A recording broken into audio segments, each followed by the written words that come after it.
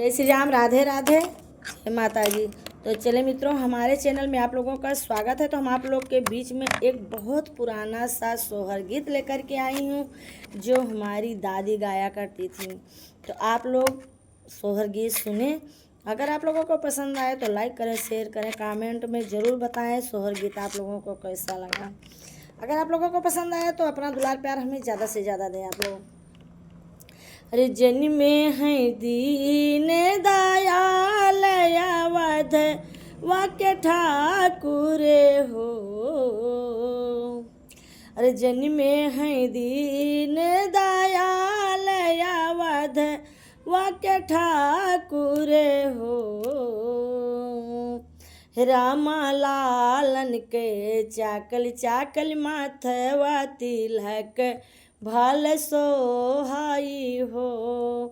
रामा लालन के चाकल चाकल माथवा तिलक भाल सोहाई हो।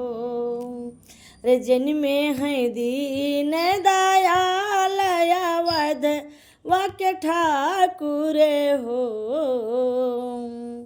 रामा लालन के चाकल चाकल माथवा तिलक भाल सोहाई हो। रामा लालन के चाकल चाकल माथवा तिलक भाल सोहाई हो।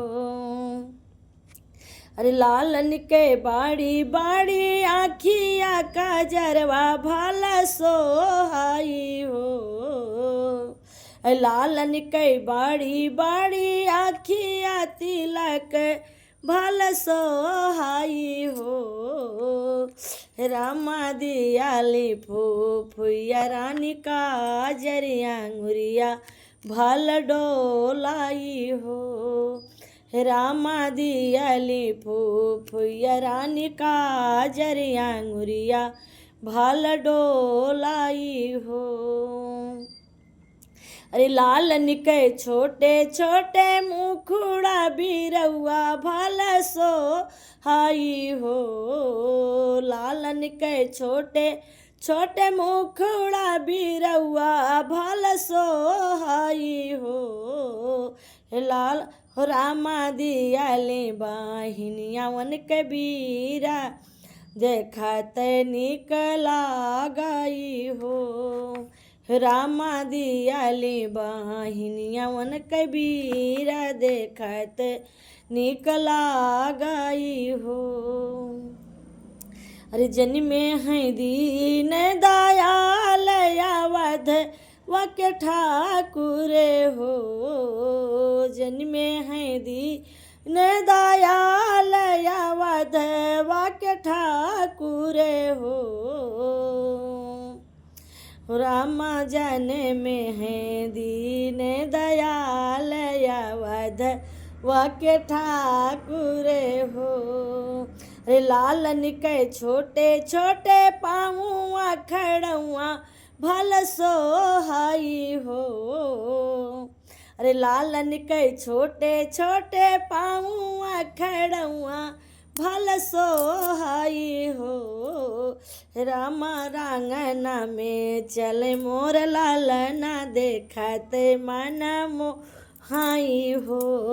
रामा आंगना में चले मोर लालना देखत मन मोहाई हो। अरे लालन के छोटे छोटे आंग झूलिवा भल सोहाई हो। अरे लालन के छोटे छोटे आंग झूलिवा भल सोहाई हो। रामा पाहिनी है रामा पाहिराई पियरा पीताम्बर देखत मन मोहाई हो। रामा पाहिनाई पीला पीताम्बर देखत मन मोहाई हो। अरे लालन के छोटे छोटे आंगा देखत निकला गई हो। लालन के छोटे छोटे आंगा देखत मन मोहाई हो। रामा लाल हो रामा दादी खेला में भर गोदिया देखते मन मोहाई हो। रामा ला दादी खेला में भरी गोदिया देखते मन मोहाई हो।